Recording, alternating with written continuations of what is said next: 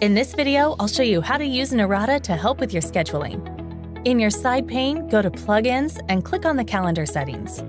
This will show you all the calendars that you can enable for Narada to access. If you want to add more shared calendars to the list, go to your Google Calendar and select Other Calendars to subscribe to additional calendars you want to optionally add.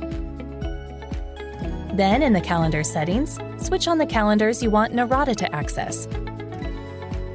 Now Narada is ready to help with all of your scheduling. For example, if Tom sends me an email proposing a time to meet, I can ask Narada if that time works for me.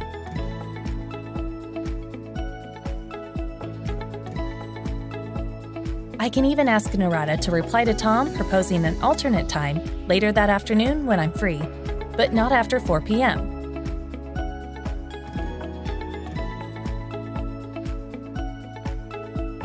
Narada will check all of my calendars, find a time that works, and even draft the reply to Tom with the new time proposal. Try this out for yourself and let Narada take away all of your scheduling headaches.